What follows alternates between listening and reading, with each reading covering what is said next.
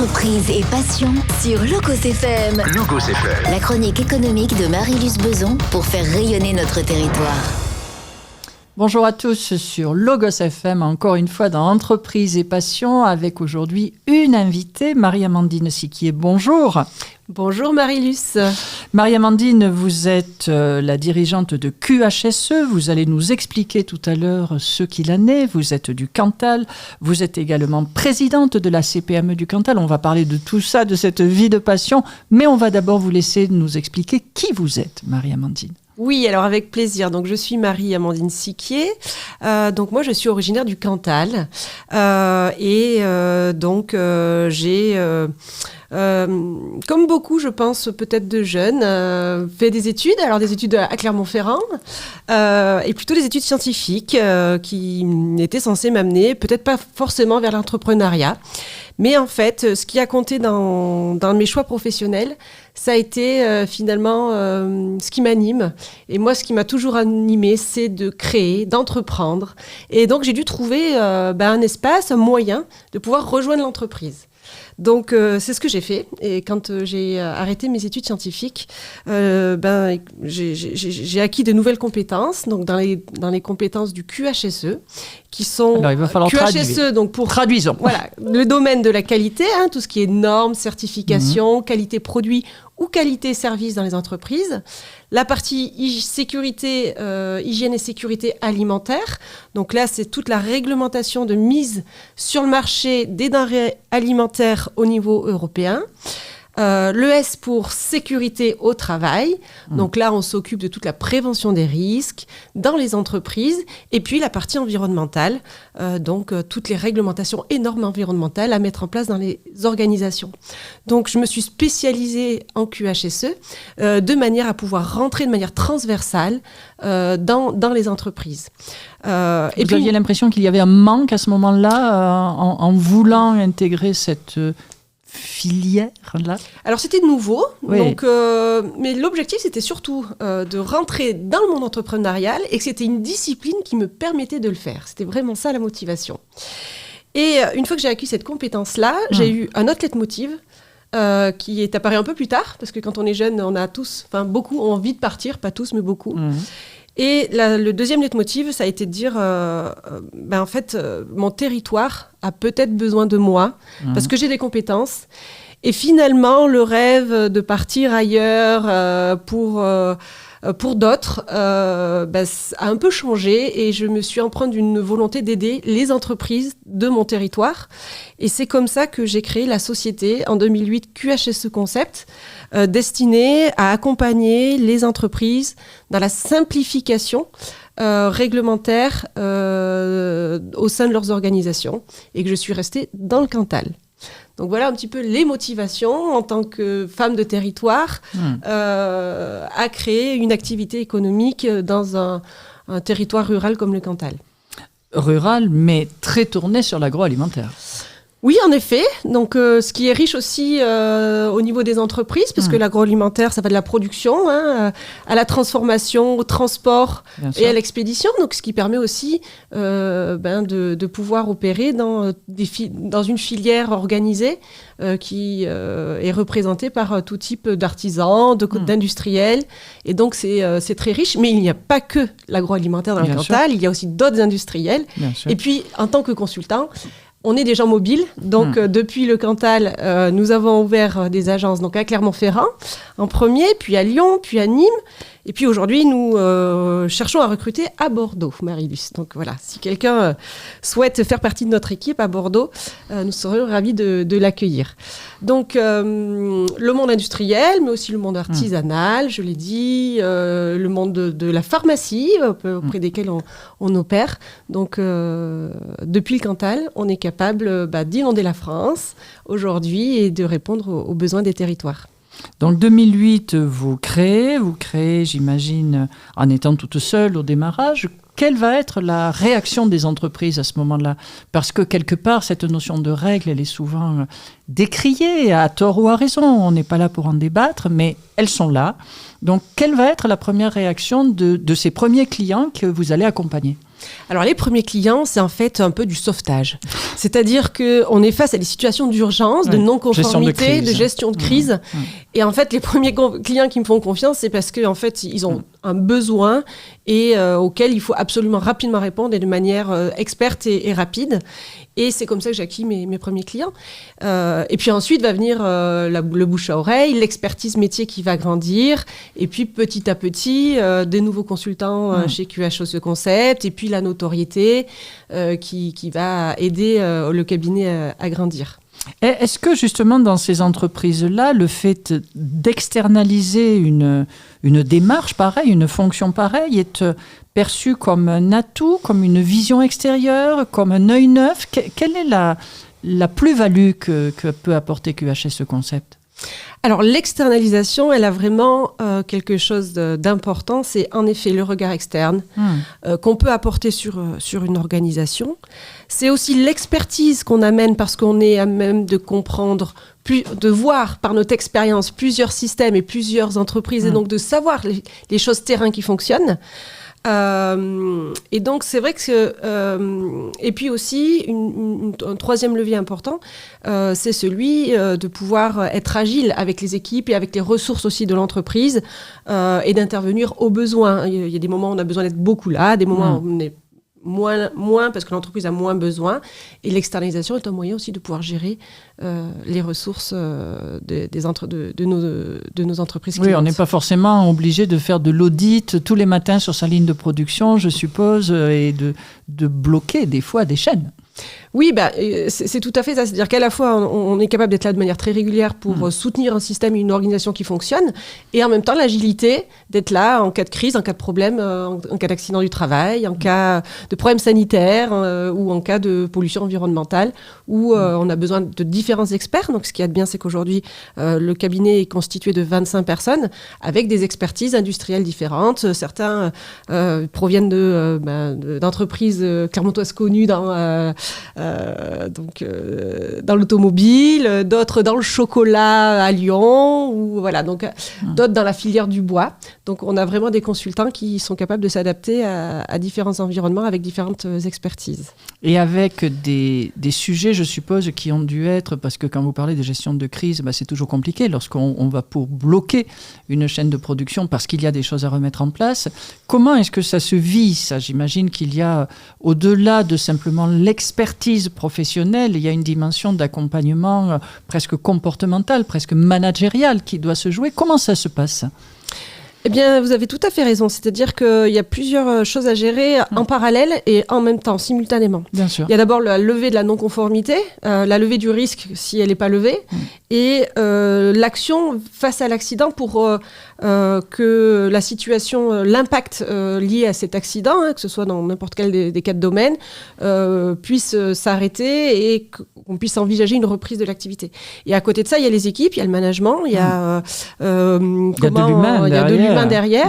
Et c'est de savoir réorganiser des productions, des personnes qui sont dans des situations inconnues.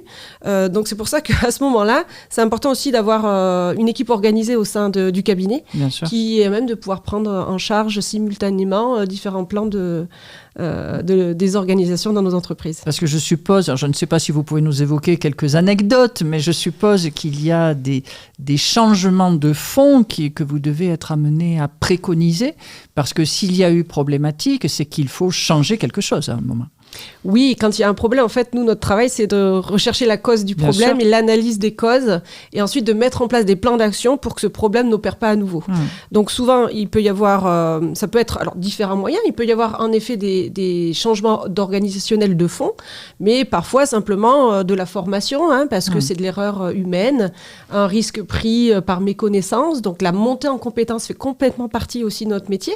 Donc on fait du QHSE, mais on fait donc de l'audit, on fait de l'accompagnement, on fait du conseil, et aussi on a à peu près un tiers de notre activité qui est consacrée à la formation continue dans les entreprises, au QHSE, donc au risque et surtout aux méthodes de maîtrise de ce risque-là, de gestion, pour que ça plus, fonctionne j'imagine. et qu'il n'y ait plus de problème pour maîtriser les risques qualité, d'hygiène, sécurité ou d'environnement. Et donc cette dimension d'anticipation, quelque part, à la survenance du risque, c'est vraiment quelque chose sur lequel aujourd'hui QHSE Concept est visible, est plus fléché, ou ça reste l'audit ?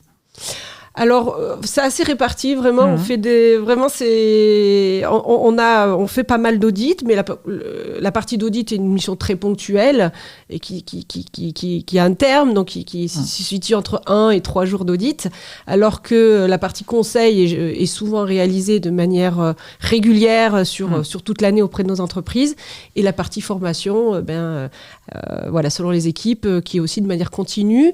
Et c'est vraiment 3 activités qui se complètent et qu'on fait de la même façon. Il n'y a pas rien de prépondérant chez nous. Alors, vous nous dites être sur Clermont, Lyon et sur le sud de la France. Qu'est-ce qui vous a amené à... C'est la demande de l'environnement économique qui vous a incité à partir sur ces zones-là? C'est vos clients qui avaient d'autres entreprises et qui vous ont voulu aussi? Comment ça s'est passé? Parce que c'est toujours compliqué, la croissance. Oui, c'est compliqué. Et puis, il y a plein de choses qui se posent comme question. Et quand on veut grandir... surtout en étant du Cantal, en tout cas en étant pas forcément du Cantal, mais d'une zone rurale, on est confronté quand même à des problématiques réelles d'accès, notamment. Donc, quand on veut sortir et aller vers nos entreprises ailleurs, c'est du temps de route, c'est du risque, etc. Et déjà l'éloignement, donc la situation géographique d'un territoire rural complexifie déjà la croissance. Par contre, ce qu'on remarque, c'est quand on sort d'une zone compliquée, on est capable de faire... Tout est facile. Tout est facile ailleurs. Donc, le choix de Clermont, pourquoi ? Parce que Clermont, c'est une ville que je connais, qui n'est pas si loin que ça d'Aurillac, qui est encore moins loin de Saint-Flour, où nous avons notre siège social, et où, en plus, j'ai trouvé une collaboratrice qui est aujourd'hui mon associée directrice de Clermont, un profil qui fonctionnait. Le besoin identifié en termes de prestations QHSE, il est général, il est partout en France. Mais bien sûr, plus proche nous sommes de nos entreprises clientes et plus c'est facile pour nous de travailler en proximité. Parce que quelque chose d'important, c'est d'être proche de nos entreprises et de garantir cette flexibilité, ce lien humain aussi étroit avec nos clients. Donc forcément, l'endroit choisi va impacter notre marché qu'on veut déployer. Donc ça a été et puis ça a été aussi le cœur, quoi. C'est-à-dire que moi je suis cantalienne, je suis donc auvergnate, donc d'abord si je faire et un entrepreneur, avant d'être une entreprise, il y a un entrepreneur, et un entrepreneur c'est quelqu'un qui a un cœur et qui a besoin de motivation et qui fait les choses avec ses sensibilités, et donc c'était presque, j'ai envie de dire, naturel, pas très forcément hyper raisonné, mais très naturel aussi de venir à Clermont. Et puis après Clermont, on est dans une grande région, donc il y a Lyon, donc nous sommes allés à Lyon, avec un environnement encore différent, des réseaux complètement, avec des règles un peu aussi différentes, des méthodes qu'il faut ajuster aussi au niveau relationnel pour pouvoir rentrer dans les nouveaux réseaux, etc. Donc, mais vraiment, c'est vrai que ce centre France-là, on se rend compte qu'il est quand même plus difficile à déployer. Quand on regarde, par exemple, nos concurrents, on a des concurrents plutôt à Paris, on en a des grandes agglomérations. Puis nous, on est un peu tout seul au milieu, là. On nous laisse... Pour plein de raisons. Du coup, on nous laisse tranquille, entre guillemets, mais parce que aussi c'est difficile. Oui. Voilà. Mais on est fiers de ça. On est fiers d'être en Auvergne-Rhône-Alpes. Et aujourd'hui, donc, un déploiement que vous cherchez sur Bordeaux, quel est l'écueil majeur qu'il y a ? Vous m'avez dit, ce n'est pas la clientèle qui vous attend quelque part là-bas, c'est le recrutement, parce que ce sont des compétences très spécifiques, j'ai l'impression. Eh bien, en fait, ce qu'il y a, c'est qu'on demande beaucoup de choses en tant que consultant en termes de compétences. On demande ce qu'on appelle les hard skills, c'est-à-dire les compétences métiers réglementaires très fortes, avec de l'expérience. Donc, on cherche quelqu'un qui a au minimum 5 ans d'expérience réussie, dans une PME multisite ou dans un grand groupe. Donc ça, déjà, il faut trouver les... Et puis après, une fois qu'on a dit ça, il faut quelqu'un qui soit capable de s'adapter à nos clients, qui soit artisan, qui soit industriel, qui soit DG, qui soit président d'un grand groupe. Donc, il faut être en capacité, en compétence au changement, d'être avec tous ces gens, donc de changer son attitude, de changer ses mots, parce que qu'est-ce que c'est que le conseil? Le conseil ne vaut rien s'il est mauvais, et le conseil n'a pas de prix s'il est bon. Donc, qu'est-ce qui va faire la différence entre un bon et un mauvais conseil? C'est l'homme et c'est l'humain. Et donc, de rassembler à la fois de la rigueur, de la compétence métier, de la compétence humaine et de la volonté d'investissement, parce que il faut donner un investissement personnel important, et c'est ce qui conditionne derrière la satisfaction de nos clients, et c'est ce qu'on recherche. Donc, on est aujourd'hui un cabinet placé vraiment sur de la qualité, de l'hyper-précision dans nos missions, et d'adaptation hyper spécifique.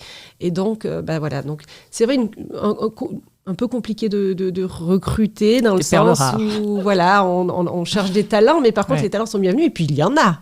Voilà. Oui.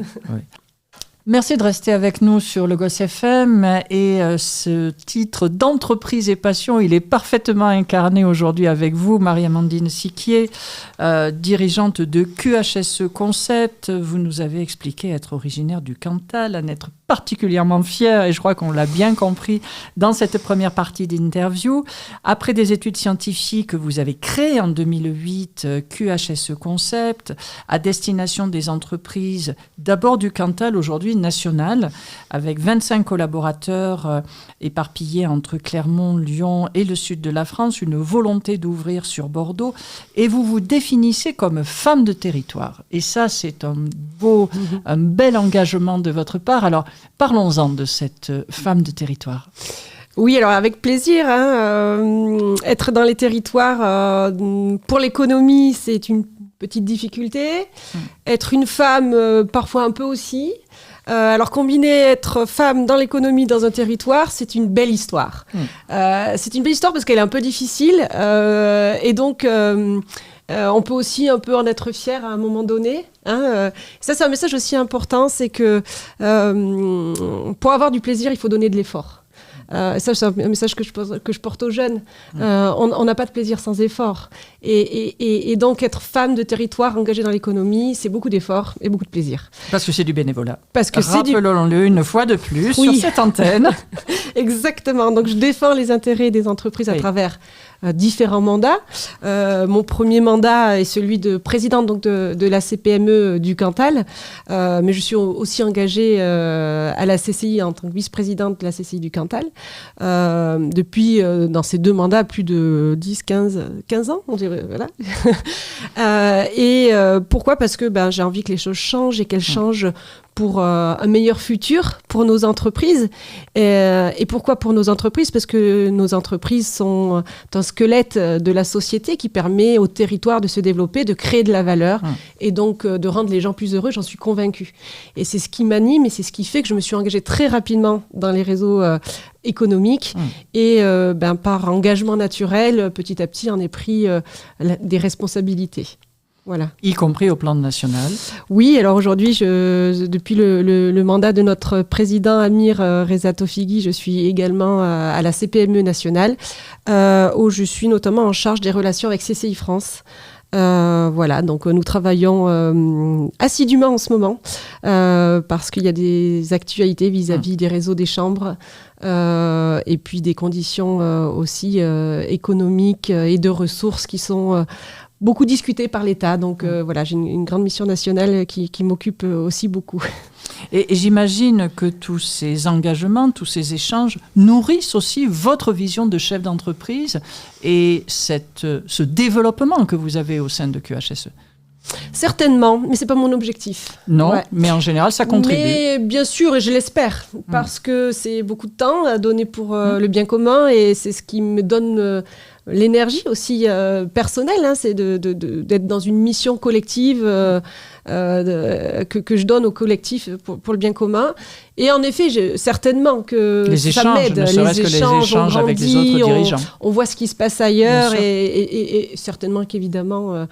je retire du bénéfice pour moi associé. En tout cas, je l'espère, même si ce n'est pas l'objectif. Et donc, dans ces projets, il y a la création, alors je ne sais pas si on dit d'une filiale ou d'une nouvelle activité. Comment est-ce que vous le définissez, ce QHSE AI ? Alors, en fait, ce projet est une innovation, mais c'est un projet que je réfléchis depuis environ 10 ans, issu d'une problématique métier. C'est que quand on travaille avec de la réglementation, qu'on est juriste, eh bien, c'est quoi notre travail ? C'est d'analyser les textes tous les jours. Et pour être bon, il faut les analyser, il faut les correctement, en ingérer beaucoup. Et quand on a plusieurs consultants, en plus, il faut que chacun le fasse, etc. Et de la même manière, et je me suis toujours posé la question, pour rester performant auprès de nos clients, mais aussi avec des prix et des coûts qui sont accessibles, surtout par nos entreprises, notamment celles qui sont en ruralité, il faut qu'on arrive à être très performant à un coût qui reste... qui reste accessible. Et en même temps, du coup, on travaille le samedi, le dimanche, le lundi, le mardi, le mercredi, Et donc, je me pose une problématique métier. Comment on fait pour pouvoir analyser tous ces textes, les diffuser à mes consultants ou à mes entreprises clientes de manière optimisée. Et en fait, grâce à l'intelligence artificielle, sur laquelle j'ai travaillé depuis 2021-2022, à réfléchir à l'impact de l'intelligence artificielle dans les écosystèmes économiques, grâce au Césaire, où je suis aussi vice-présidente du Césaire. Nous avons sorti un rapport en juin 2022 là-dessus, sur l'impact de l'intelligence artificielle sur l'économie. Je me dis, ça y est, on a trouvé un moyen matériel et technique de pouvoir répondre à ça. Et donc, nous avons aujourd'hui, au sein de QHSE Concept, opéré une transition numérique de notre métier. Donc, en fait, on a transformé notre métier grâce à l'intelligence artificielle en faisant réfléchir l'intelligence à notre place sur un certain nombre de choses.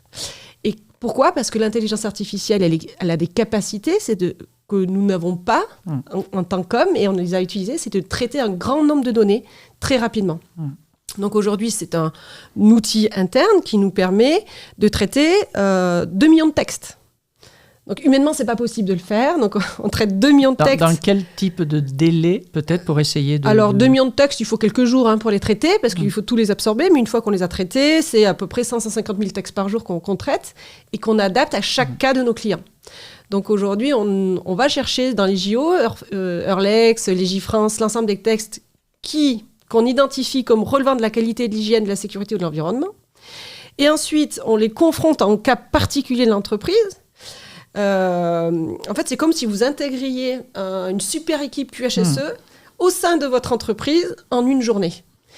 Et grâce à elle, vous avez accès au quotidien à tous les textes qui s'appliquent dans vos cas particuliers à votre entreprise tous les jours, et cela décrit de manière très classique, très intelligible. Avec des évolutions, j'imagine, de règles, de contraintes ou de décrets qui est exponentielle. Inflation normative, complexité réglementaire, on n'en sort pas. Oui. Et le gouvernement travaille depuis plusieurs années maintenant à de la simplification. Et ce qu'on s'aperçoit aujourd'hui, c'est que cette simplification, elle amène toujours plus de complexité. Voilà. Donc on est vraiment face à un vrai problème vis-à-vis de ça. Et QHSE.ai amène une solution de lisibilité, d'efficacité, de fiabilité dans cette analyse réglementaire. Donc c'est vraiment une révolution de toute la filière juridique, j'ai envie de dire. Parce que demain, tous les gens qui traitent du juridique ne seront pas remplacés par l'intelligence artificielle, mais sera remplacé par quelqu'un qui l'utilise. Grâce à des logiciels comme ça, on gagne à peu près 90% de son temps de travail. Et donc une économie aussi pour nos clients et une fiabilité pour nos clients.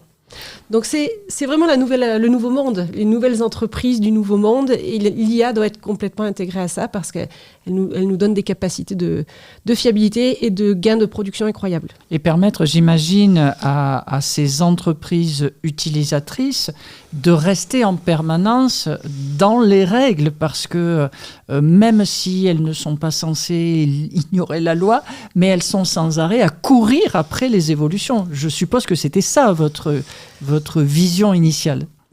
En effet, il y a d'abord savoir ce à quoi on est soumis. Déjà, c'est hyper compliqué de le savoir. C'est quasiment impossible. Non, mais c'est vrai, c'est quasiment impossible.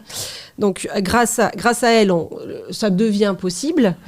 Ensuite, une fois qu'on connaît, c'est maîtriser mon risque industriel, artisanal, faire en sorte que je n'ai pas de problème dans ma crèche où il n'y a pas d'enfants malades ou que j'ai pas de déversement de pollution dans ma rivière à côté de mon site de production industriel de yaourt ou de mon abattoir. Enfin, donc c'est vraiment, ensuite, c'est la maîtrise du risque pour pas qu'il arrive. Et ensuite, c'est l'anticipation. Donc, c'est le traitement aussi de tous les projets de l'entreprise et des projets de loi pour pouvoir anticiper un développement réglementaire et donc se retrouver face à des projets qui parfois sont prévus mais qui n'arrivent jamais pour des problématiques réglementaires.